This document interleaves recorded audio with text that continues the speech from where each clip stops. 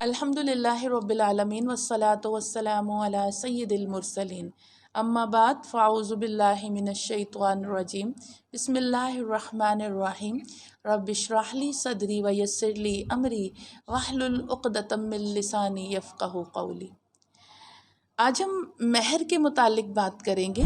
اللہ تبارک و تعالیٰ 5ویں پارے میں سورہ نساء میں اللہ فرماتا ہے فَآتُوهُنَّ عُجُورَهُنَّ فَرِيضَةً، تو ان کے بندھے ہوئے مہر ان کو ادا کرو۔ یعنی کیا کہا جا رہا ہے، جب تم نکاح کی گرہ مضبوط کرنے لگو تو عورتوں کے جو مہر باندھے ہیں وہ ان کو ادا کرو۔ مہر کی اہمیت کے متعلق آپ دیکھیں، یہاں لفظ آ رہا ہے فریضہ، فرض۔ وہ مہر جو ہیں وہ ان کو دو، یہ تم پر فرض ہے مہر دینا۔ اللہ تبارک و تعالیٰ یہ فرماتا ہے کہ مہروں کے ذریعے مہر ادا کر کے نکاح کرو، نہ کہ تم بدکاریاں کرو۔ تو کیا ہے، چاہیے کہ جو شریعت نے تمہیں حکم دے دیا اس کے مطابق تم عورتوں سے نکاح کرو۔ مہر کی جو ایک مقدار شریعت جو بتاتی ہے، وہ جس طرح ہم دیکھتے ہیں ازدواج مطہرات کا مہر اور بانات رسول کا مہر جو تھا، حضور پاک صلی اللہ علیہ وسلم کی صاحبزادیوں کے جو مہر تھے، وہ مہر 500 درہم، جو کہ فی زمانہ اگر ہم درہم کی مقدار لیں تو 3000 یا اس طرح رقم بنتی ہے، یا اس سے کچھ زائد بھی بعض کے نزدیک بنتی ہے۔ لیکن کیا ہے کہ مہر کی کم از کم تو ایک لمٹ بتا دی گئی کہ کم از کم اتنا، اس سے کم نہیں ہونا چاہیے۔ جس طرح ان کے 500 درہم یا 450 درہم، بعض نے کہا 450 درہم ہے، بعض نے کہا 500 درہم ہے، تو اس حساب سے یہ تو ایک تعداد بنتی ہے، لیکن اس سے کم کہا کہ نہیں۔ ہاں، زیادہ سے زیادہ جتنا بھی رکھا جائے، زیادہ سے زیادہ جتنا بھی رکھا جائے، تو مہر کی اہمیت پر بارہا زور دیا جا رہا ہے کہ جب عورتوں سے نکاح کرو تو ان کے مہر ان کو ادا کرو۔ 2 اقسام مہر کی جو معروف ہیں ہمارے یہاں، ایک مہر معجل اور ایک مہر مؤجل۔ معجل اجلت سے نکلا ہے، میم عین جیم لام، معجل یعنی اجلت، تیزی سے، جلدی سے دینا ہے، اجلت کے ساتھ ادا کرنا ہے۔ اور یہ مہر جب تک مرد عورت کو ادا نہیں کرے گا، عورت اختیار رکھتی ہے کہ اس کو اپنے پاس نہ آنے دیں۔ اور دوسرا مہر مؤجل جو ہے، وہ ایک اجل سے نکلا ہے کہ ایک ٹائم پیریڈ مقرر کر دیا، ایک وقت مقرر کر دیا کہ اتنے وقت کے بعد یہ ادا کر دیا جائے گا۔ تو مہر معجل یعنی ایک اجل، ایک ٹائم پیریڈ کے ساتھ۔ اور اس کے ساتھ یہ بھی یاد رکھیے گا کہ ہمارے یہاں ایک بہت عجیب سا رواج ہے کہ یہ بھی کہا جاتا ہے کہ بچیوں سے بھی پوچھا جائے مہر کے متعلق۔ بعض علماء کرام یہ بھی فرماتے ہیں پوچھا جائے۔ بسا اوقات بعض خاندان میں یہ رواج ہوتا ہے کہ بھئی ہمارے یہاں تو نانیوں، دادیوں، پردادیوں، پر نانیوں کا مہر اتنا ہی لگا آ رہا ہے، تو اس لیے خاندانی روایات کو برقرار رکھتے ہوئے اتنا ہی ہونا چاہیے، اس سے زائد نہیں ہم رکھ سکتے۔ حالانکہ وہ اس وقت سکہ رائج الوقت کی اہمیت کیا تھی، یا یوں کریں کہ یوں سوچیں، اس وقت کے 100 روپے کی اہمیت اور آج کے 1000 روپے کے برابر، اس وقت کا 1000 روپیہ آج کے 1,00,000 کے برابر۔ اس چیز کو بھی مد نظر رکھنا ہے کہ مطلب اب کہیں 32.25 روپے، 32.5 روپے، کہیں 5,000 روپے، کہیں 1,000 روپے، کہیں 500 روپے۔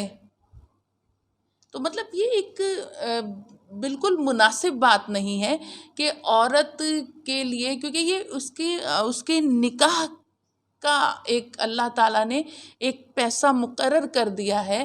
اور بعض کے نزدیک تو یہ مہر کی رقم جو ہے، یہ اس وجہ سے رکھی جاتی ہے کہ عورت جو ہے وہ اللہ نہ کرے اگر گھر ٹوٹ گیا یا کچھ اس طرح، تو معاشرے میں سروائیو کر سکے۔ تو آپ بتائیں 500 روپے لے کے وہ کہاں جائے گی؟ 32 32.5 روپے لے کے کیا کرے گی؟ کون سا کاروبار، کون سی چیز کیا کرے گی اپنے گھر کا؟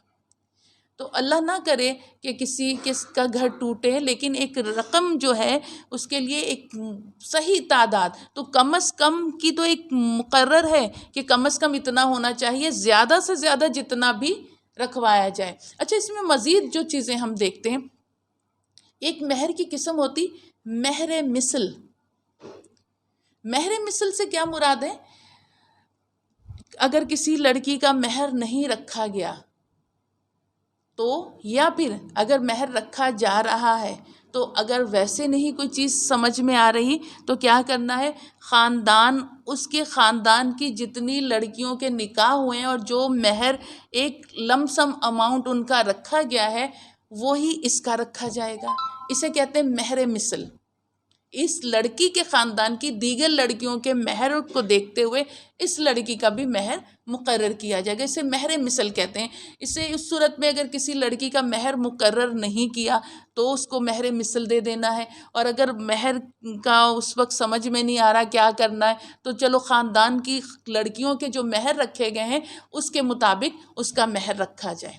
تو بہرحال زیادہ سے زیادہ کی کوئی لمٹ نہیں ہوتی ہے، لیکن یہ ہے کہ کم از کم اتنا ایک اماؤنٹ ہونا چاہیے کہ وہ لڑکی جو ہے وہ اس کے پاس ایک معاشرے میں سروائیو کر سکے، اگر اللہ نہ کرے کوئی اس طرح کے معاملات ہو جائیں۔ اس کے ساتھ ایک چیز اور، ہم فی زمانہ کی بات کریں گے اور احادیث مبارکہ سے کریں گے۔ فی زمانہ آپ دیکھیں گھر کتنا ٹوٹتے ہیں، ذرا ذرا سی باتوں پہ نا اتفاقیاں نا چاکیاں ہو جاتی ہیں، کھڑے کھڑے نہ مرد میں برداشت رہی ہے نہ عورت میں برداشت رہی، کھڑے کھڑے 2 جھگڑے کی باتوں کے بعد 3 فائر مرد کے منہ سے نکل جاتے ہیں اور لڑکی بیچاری کا گھر ٹوٹ جاتا ہے، اور اس کو بھی بعد میں مرد کو بھی احساس ہوتا ہے، اور پھر سب سے زیادہ جو شکار ہوتے ہیں وہ ہوتے ہیں بچے۔ اب وہ تو متاثر ہوں گے کہ ماں نہیں ہوگی تو کس طرح پرورش ہوگی، باپ نہیں ہوگا تو کس طرح پرورش ہوگی، اور کیسے وہ گزر اوقات کر سکیں گے، کس طرح رہ سکیں گے۔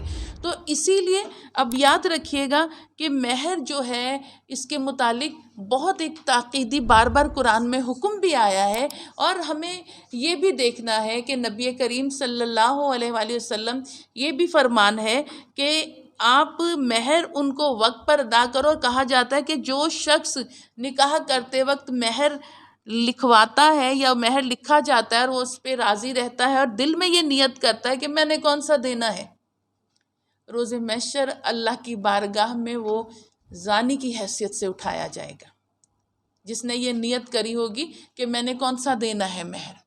ہاں، قرآن میں اللہ یہ بارہا فرما رہا ہے، اگر تمہاری بیویاں تمہیں مہر کی رقم معاف کر دیں، کچھ یا ساری کی ساری مہر کی رقم کو معاف کر دیں تو اب تم اسے کھاؤ ہنیم مریا، مزے سے، اگر بیویاں معاف کر دیں تو۔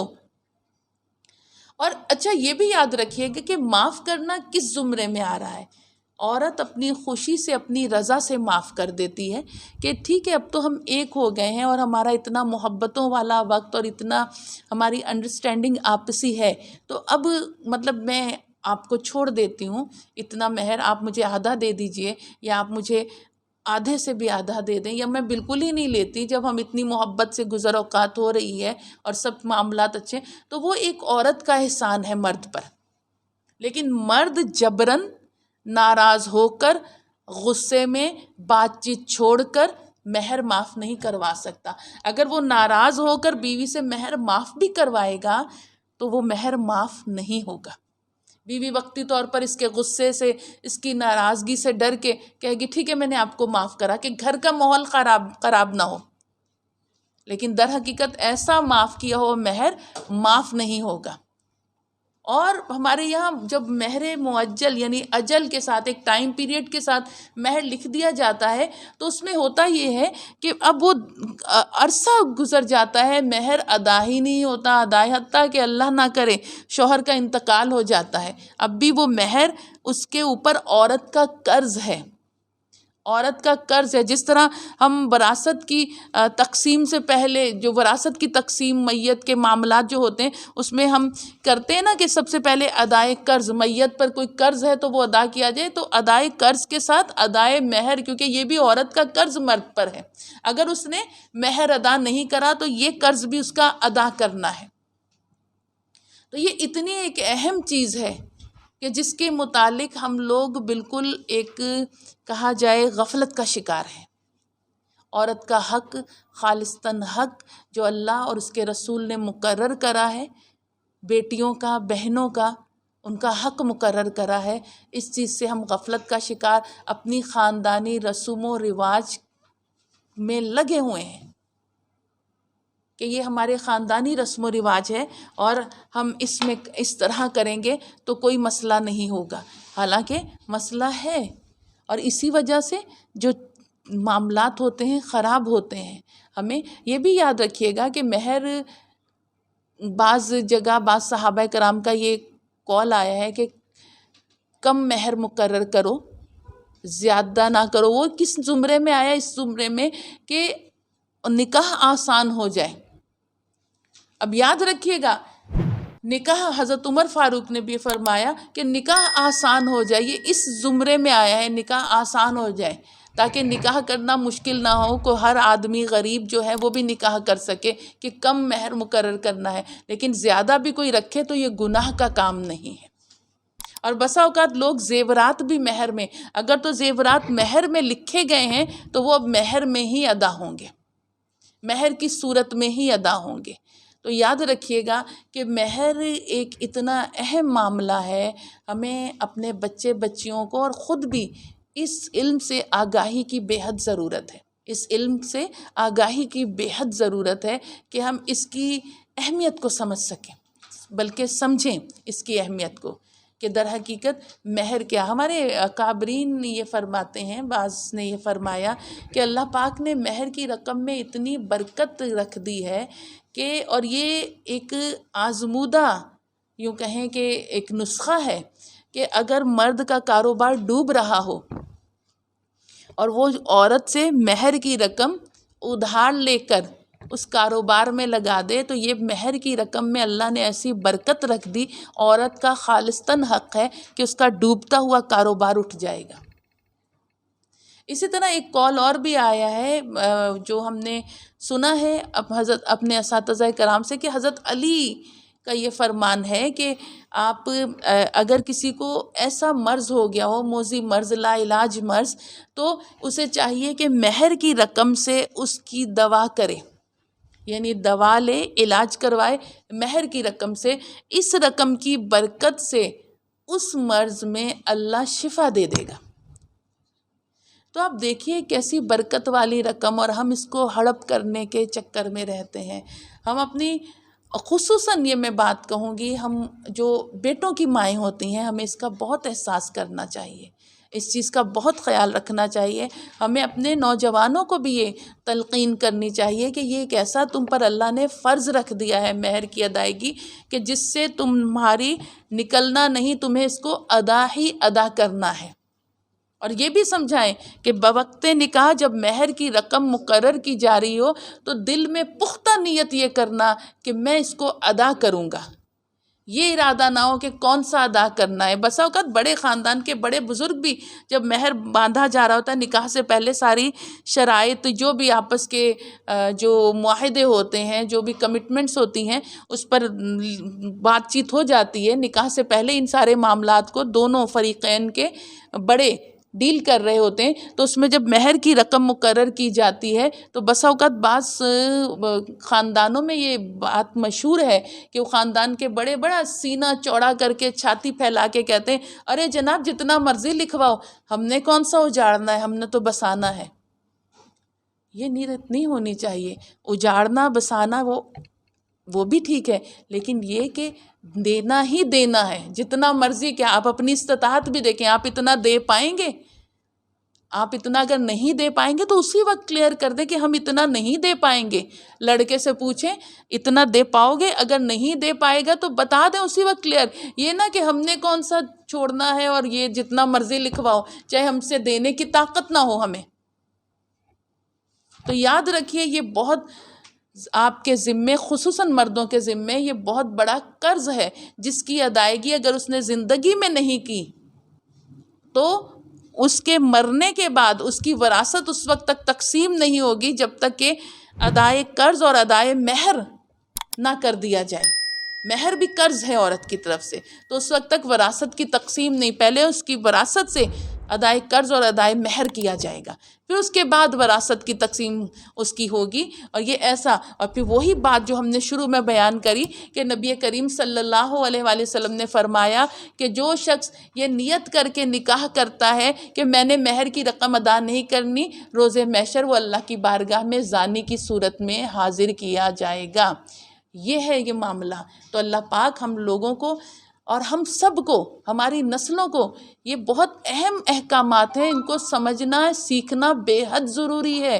اس سے غفلت کا شکار رہے تو آخرت میں اپنے رب کو کیا جواب دیں گے کہ ہم نے سیکھا نہیں, ہمارے پاس ٹائم نہیں تھا, اس لیے حقوق غصب کرتے رہے, لوگوں کے آپسی حقوق غصب کرتے رہے. اللہ تعالیٰ اپنے سامنے سے ہٹنے نہیں دے گا جب تک کہ لوگوں کے اپنے حقوق تو معاف کر دے گا, اپنے بندوں کے حقوق نہیں معاف کرے گا.